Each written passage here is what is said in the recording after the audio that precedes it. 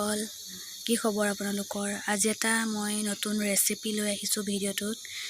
আজি মানে মই বমা ঘৰত আছোঁ, মানে তেহেঁতৰ ঘৰতে এইকেইদিন ভাত চাত বনাই আছোঁ। আজি মানে ছাগলী মাংস আনিছে, মোক বনাব দিছে। তাৰে এটি ৰেচিপি মই আপোনালোকৰ ওচৰত আহিছোঁ। আৰু এতিয়া বাজিছে 7টা। মই গধূলি ভাতটোৰ কাৰণে এতিয়া বনাব আৰম্ভ কৰিম। মোৰ চকুকেইটা দেখিছে ৰঙা হৈ আহিছে। মই মানে পিঁয়াজ কাটি আহিলোঁ, পিঁয়াজটো কাটি থৈ আহিছোঁ, সেইটো কাৰণে চকুকেইটা ৰঙা হৈ আহিছে। মানে মই বস্তুখিনি যোগাৰ কৰি লৈছোঁ, কটা মেলা কৰি মেলি লৈছোঁ। আৰু তাৰপাছত মই আপোনালোকক ৰেচিপিটো দেখাম, চাই থাকিব। মই ভিডিঅ'টো দেখাই থাকিম, আপোনালোকে চাই থাকিব কেনেকুৱা হৈছে, আৰু কমেণ্টত জনাব কেনেকুৱা পালে ভিডিঅ'টো। চাই থাকক ভিডিঅ'টো। আৰু এতিয়া মই আপোনালোকক দেখাই আছোঁ, মাংসখিনি মই মেৰিনেট কৰি ল'ম। অলপ মাংসখিনি লৈ লৈছোঁ, আৰু সেইখিনি মছলা লৈছোঁ। ইয়াত আপোনাৰ জিৰা, ধনিয়া, মিট মছলা আছে। এইখিনি ইয়াত মই মেৰিনেট কৰিম। প্ৰথমতে মই হালধি দি লৈছোঁ। তাৰ পাছতে মই মানে পেষ্ট বনাই থৈছিলোঁ, ৰচুন আৰু আদা দিছোঁ। অলপমান দিছোঁ মানে আপোনাৰ মেৰিনেট কৰিবৰ কাৰণে। তাৰপাছত এতিয়া মই মছলাখিনি ইয়াত দি দিছোঁ।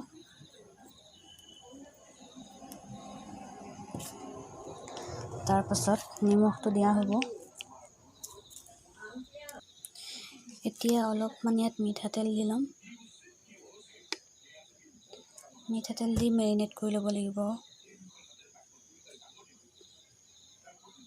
আৰু অলপ কাটি থোৱা পিঁয়াজ অলপো দি দিওঁ। তাৰপাছত এইখিনি এতিয়া সানি ল'ম।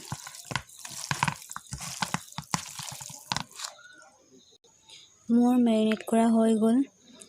এতিয়া এইখিনি অলপ টাইম থৈ দিম, তাৰপাছত ভাজিব লাগিব। কুকাৰটো গৰম হৈ আছে। এতিয়া মই ইয়াত তেল দিম।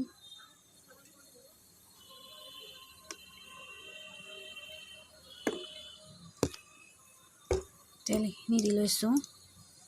তেলখিনি গৰম হ'বলৈ দিম এতিয়া।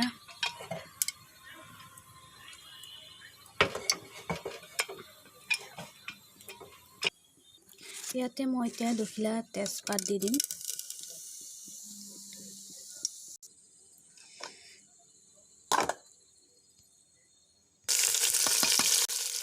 পিঁয়াজখিনি দি দিছোঁ। পিঁয়াজখিনি আমাৰ ৰঙা হোৱালৈকে ভাজিব লাগিব। মই মানে এখনতে মোবাইলটো লৈ ভিডিঅ' কৰি আছোঁ ন, অলপ প্ৰব্লেম হ'বও পাৰে, বেয়া নাপাব।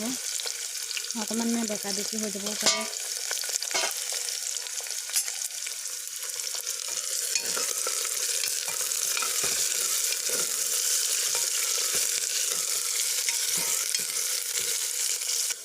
এতিয়া পিঁয়াজখিনি অলপ ব্ৰাউন হোৱাৰ লগে লগে মই ইয়াত আপোনাৰ আদা আৰু ৰচুনৰ পেষ্টখিনি দি দিছোঁ, খুন্দি থৈছিলোঁ।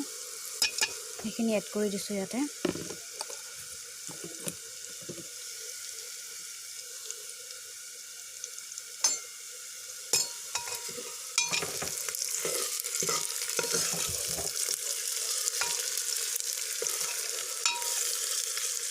অলপ ভালকৈ সিজিব দিব লাগিব। কালাৰটো ঠিকেই হৈছে। আৰু এটা মই ইয়াত কাটি থোৱা বিলাহী দি দিছোঁ।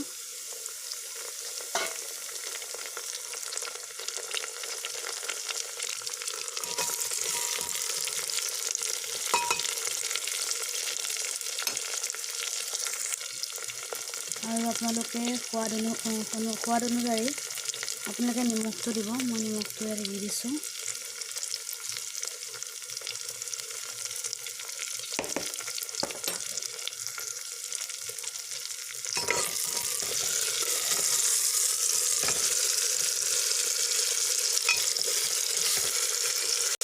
বিলাহীখিনি দিয়াৰ পাছতে মই ঢাকনখন অলপ টাইম মাৰি, যাতে বিলাহীখিনি ভালদৰে সিজিব পাৰে। মই কাটি থোৱা আলুটো দিয়া হ'ল। আলুখিনি দি অলপ লৰাই দিম। তাৰপাছতে অলপ আলুখিনি সিজাৰ পাছত মেৰিনেট কৰি থোৱা মাংসখিনি ইয়াত ঢালি দিম। তাৰপাছত মাংসখিনি অলপ সিজাব লাগিব, চাই থাকক। মই হালধিটো দিবলৈ থাকি গৈছিলে, মই এতিয়া হালধিটো এতিয়াই দি দিছোঁ। একো নাই বাৰু। এনেকৈও দিব পাৰি। মই মেৰিনেট কৰি থোৱা এই মাংসখিনি এতিয়া ঢালি দিলোঁ। মোৰ মানে অসুবিধা হোৱাৰ কাৰণে আপোনালোকক দেখাব পৰা নাই। এখন হাতে লৰাব লগা হৈছে, এখন হাতে ভিডিঅ' কৰিব লগা হৈছে। সেইবাবে এয়া মই মছলাখিনি ইয়াত পানীত তিয়াই থৈছিলোঁ, এইখিনি ইয়াতে দি দিছোঁ। এতিয়া অলপ ইয়াত চব দিয়া হৈ গ'ল। এতিয়া মাংসখিনি উতলি আছে আৰু অলপ টাইম ভজাৰ পাছতে ঢাকনখন দি পিনি কুকাৰৰ চিটি দুটা বা এটা মৰাৰ পাছত অফ কৰিব পাৰিম। চাই থাকক ভিডিঅ'টো। এয়া উতলি আছে আৰু এইফালে মই ভাতটো বনাই আছোঁ। দুটা কাম একেলগে হৈ আছে আৰু এই মাংস হৈ আছে।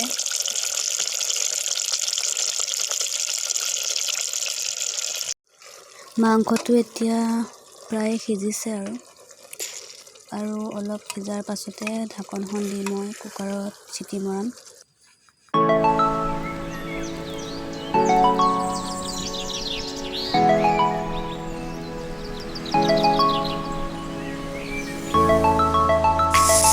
মই এনেদৰে কুকাৰত দি ছাগলী মাংস বনাইছোঁ। সকলোৰে বেলেগ বেলেগ প্ৰচেছত মাংস বনায় আৰু মই এইটো ষ্টাইলতে বনাইছোঁ। এনেকৈ খাই ভাল লাগে। আৰু মই এতিয়া এই কুকাৰটো খুলি চাইছোঁ, কি ধুনীয়া কালাৰ আহিছে। সকলোৱে এনেকৈ বনাই ৰুটি বা ভাতৰ লগত খাব পাৰে। ভিডিঅ'টো ইয়াতে সমাপ্ত কৰিছোঁ। কেনে পালে জনাব।